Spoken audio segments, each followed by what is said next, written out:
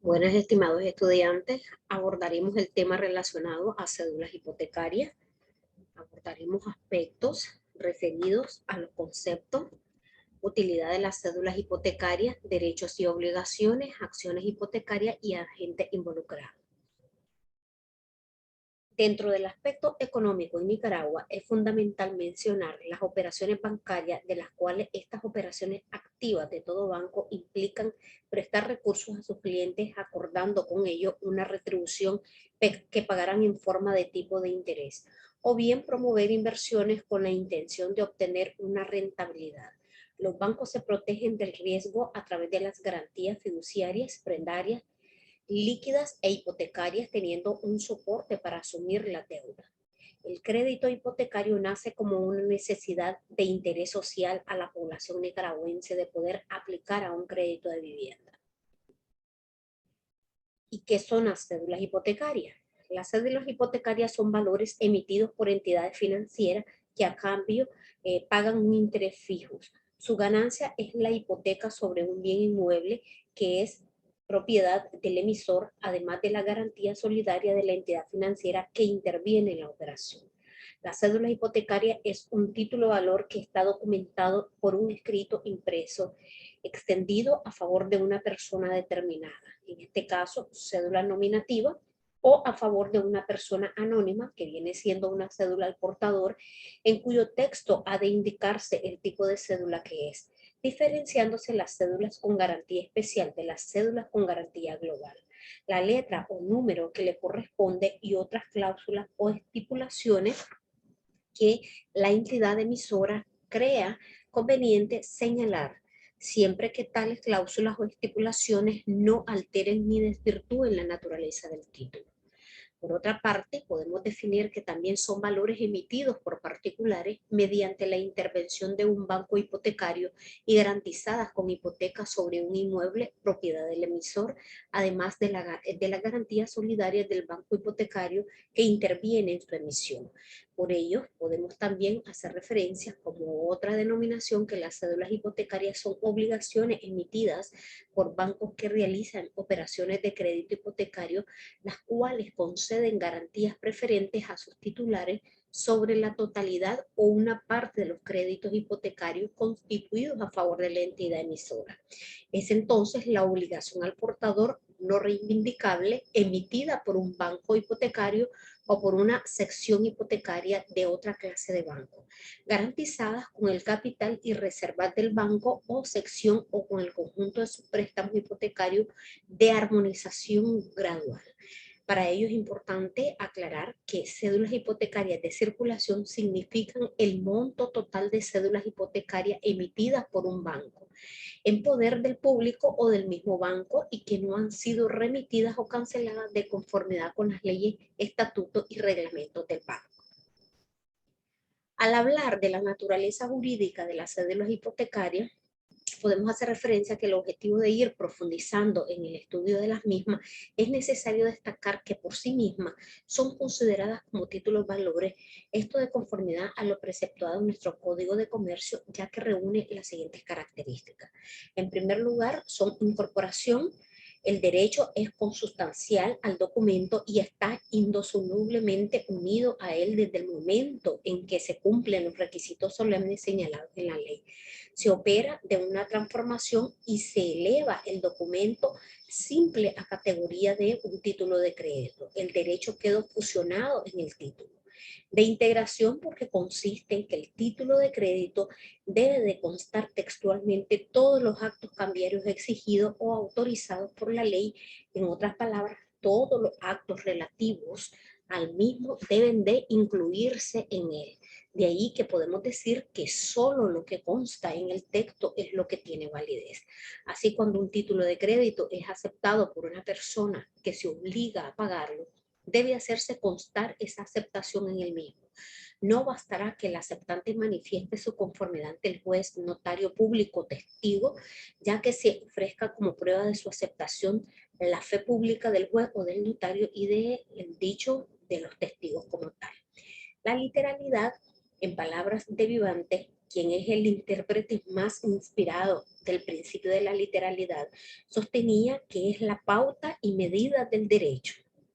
Por lo mismo, pauta y medida de la obligación a cargo del girador.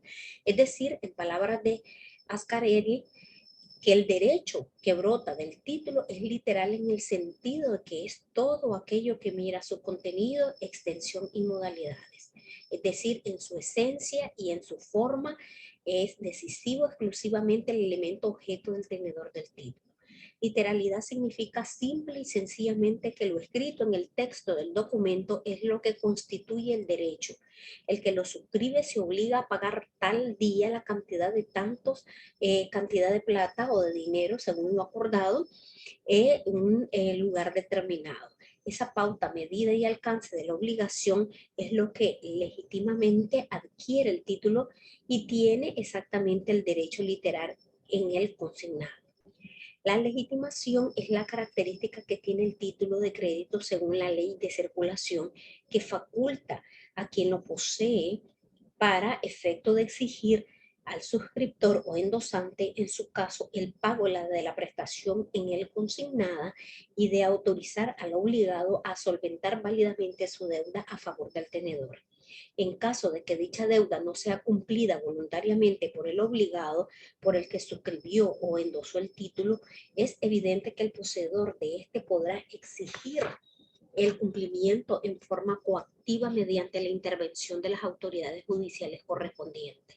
El documento de legitimación hace ver que en materia de título de crédito no importa quién sea el propietario real del derecho consignado en el título, sino quién es el poseedor del mismo de acuerdo con la ley de circulación.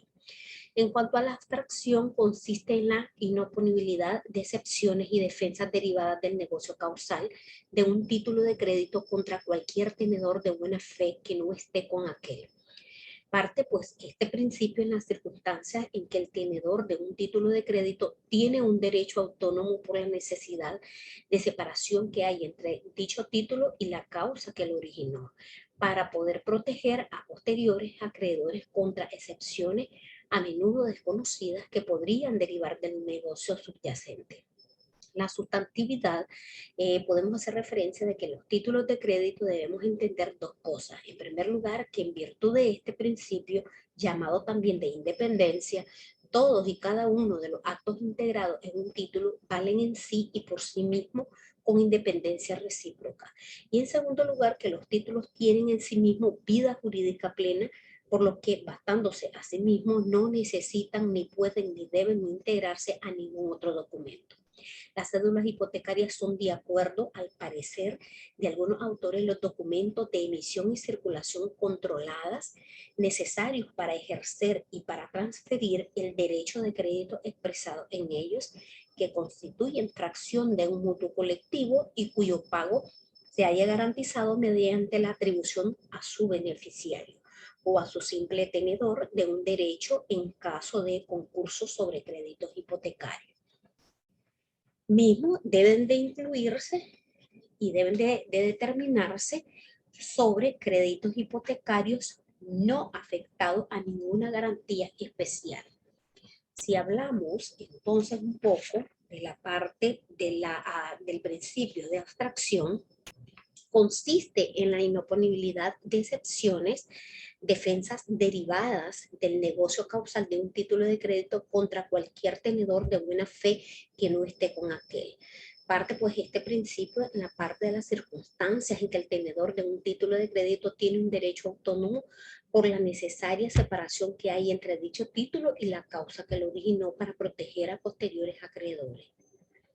Asimismo, es importante hacer referencia que en este principio de abstracción es importante tomar en cuenta los negocios que se derivan de ella.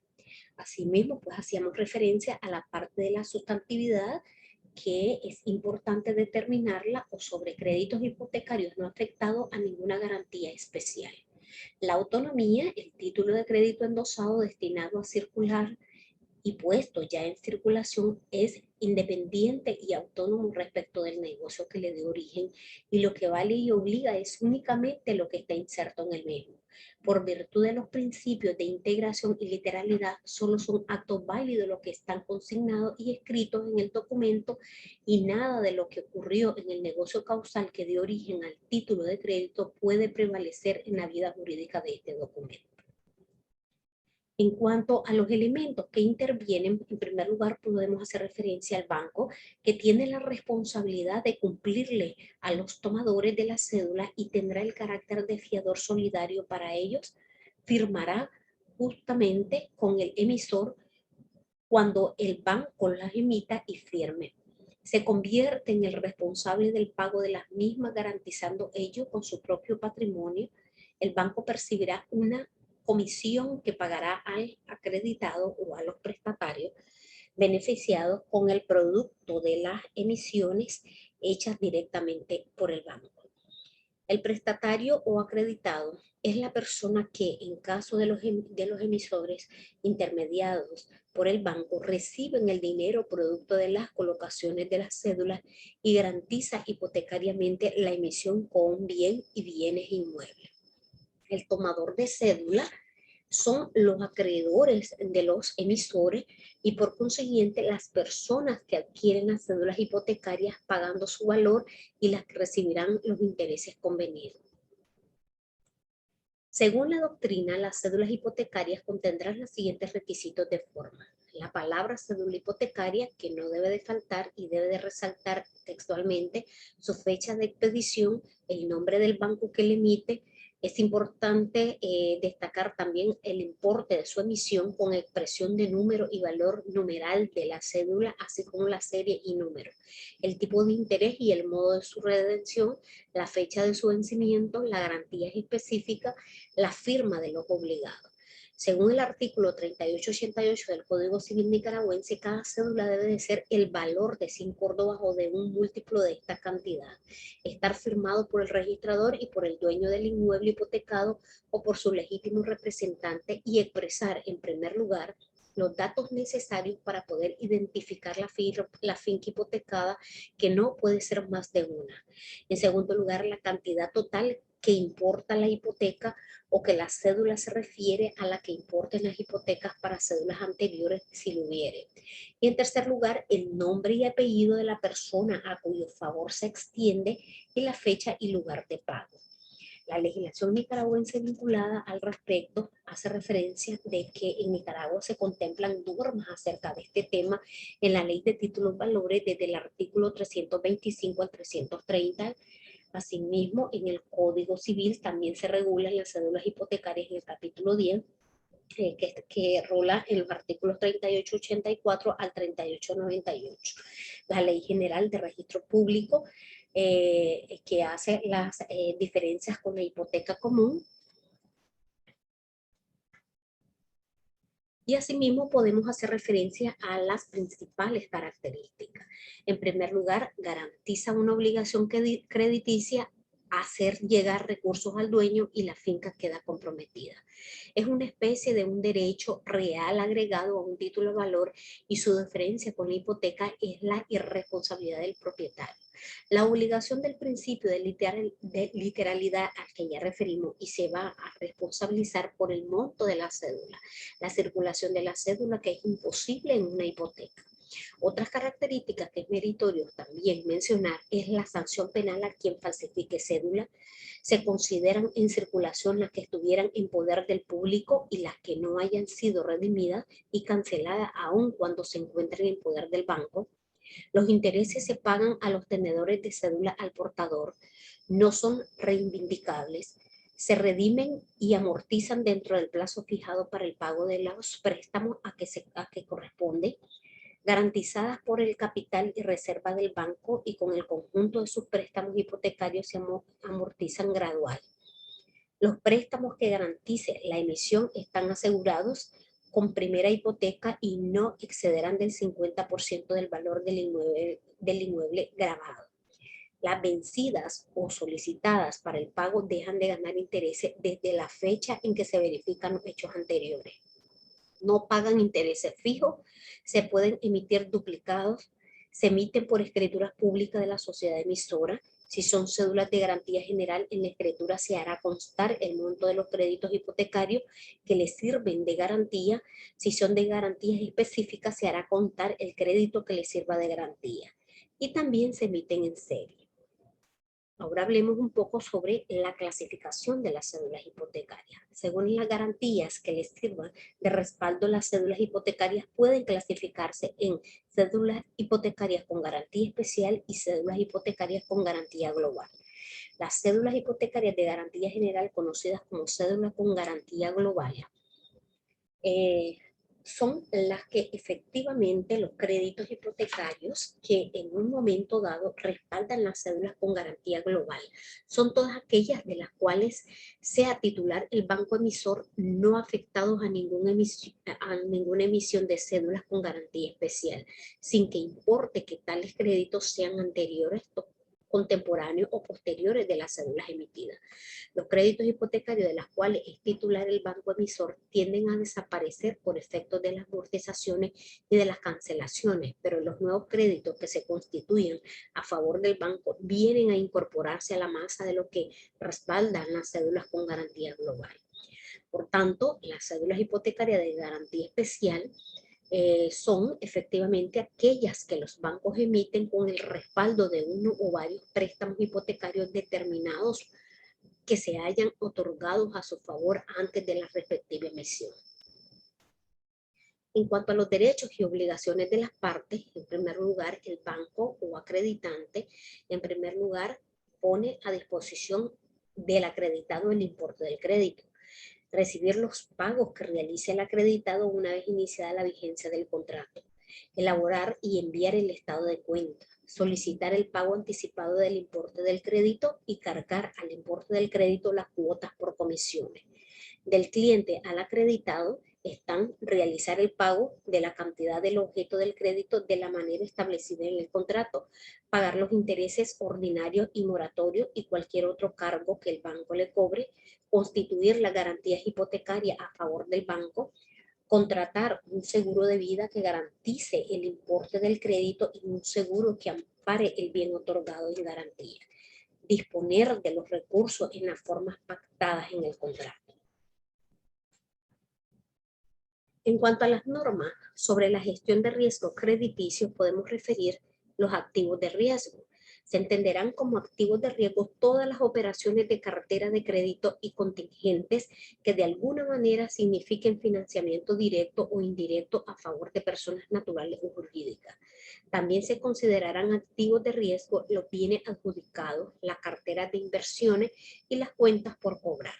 Se excluyen las primas de seguro y fianzas por cobrar al cliente y las cuentas por cobrar a reaseguradoras por conceptos de comisiones o reembolsos por pago de siniestro. Días de mora. Para los créditos de un solo vencimiento, los días transcurridos desde la fecha de vencimiento del crédito para los créditos pagaderos en cuota, los días transcurridos desde la fecha de vencimiento de la cuota, es decir, intereses principales o combinación de principales e intereses. En cuanto a los dólares, tenemos dólares de Estados Unidos de América, el tipo de cambio oficial en Nicaragua, endeudamiento total, la sumatoria de las operaciones de crédito directos e indirectos y contingentes según la información disponible en la central de riesgo de la superintendencia y centrales de riesgos privadas que tengan a su disposición la institución financiera, así como la información proveída por el cliente. En cuanto a las instituciones financieras, se refiere a los bancos, sociedades financieras y compañías de seguro. La clasificación de las carteras es la acción de analizar y evaluar el nivel de recuperabilidad del conjunto de crédito de cada deudor, incluyendo las operaciones contingentes que correspondan y cualquier otra obligación que éste tenga con las instituciones. En cuanto al crédito en cobro judicial, un crédito se considera en cobro judicial cuando se encuentra en proceso de cobro en esta vía. El deudor es la persona natural o jurídica que ha contraído obligaciones en forma directa o indirecta con la institución financiera. La Ley General de Banco, que es la Ley 561, que es la ley que hace referencia a todo lo dispuesto a los riesgos cambiarios crediticios, sobre endeudamientos, etc. Esta fue publicada en la Gaceta Diario Oficial número 232 del 30 de noviembre del año 2005. En cuanto a los riesgos cambiarios crediticios, que es la posibilidad de afrontar pérdidas derivadas de incumplimiento de los deudores en el pago de sus obligaciones crediticias producto de descalces entre sus exposiciones netas en monedas extranjeras por variación en el tipo de cambio. Los riesgos de crédito, que son pérdidas potencial por la falta de pago de un deudor o contraparte en las operaciones que efectúen las instituciones. Y el sobreendeudamiento, que es el nivel de endeudamiento en el sistema financiero que por su carácter excesivo respecto de los ingresos y de la capacidad de pago del deudor pone en riesgo el cumplimiento de sus obligaciones. Por ello, hablando de eso, en cuanto al incumplimiento del contrato de crédito hipotecario, podemos resaltar en primer lugar: un crédito hipotecario requiere que el acreditado pague intereses y capital mensualmente. Dos, que los contratos de créditos hipotecarios cuenten con una cláusula de terminación anticipada. Tres, no debe de hacérseles mejoras ni poner en venta o alquiler el inmueble hipotecado. Cuatro, si se ponen datos falsos o exagerados en la solicitud de crédito. 5. El cliente no cumple con facilitar el acceso a las inspecciones del inmueble por parte del banco o a quien éste designe. Las causas que podemos hacer referencia de extinción, podemos referir la cancelación anticipada, que es la terminación o finalización de un contrato antes de la fecha de vencimiento prevista. Ejemplo, si un cliente firma con una entidad financiera un contrato de 6 años de duración y si por alguna razón termina transcurriendo 3 años contados desde la concesión, cabe entonces hablar de cancelación anticipada. Estas cancelaciones anticipadas se dan por lo general por los incumplimientos anteriormente mencionados o por el pago total del crédito o bien porque ya se cumplió el tiempo asignado en el contrato. Y para ello podemos referir que las cláusulas hipotecarias se vuelven exigibles cuando se ha cumplido la fecha de su vencimiento. Esta se caracteriza por ser una obligación por estar emitida por instituciones crediticias debidamente autorizadas por la existencia de las garantías específicas típicas del crédito territorial y por el amplio margen que existe entre el volumen de las obligaciones que se emitan y el capital social del banco, que actúa siempre como fiduciario de las operaciones.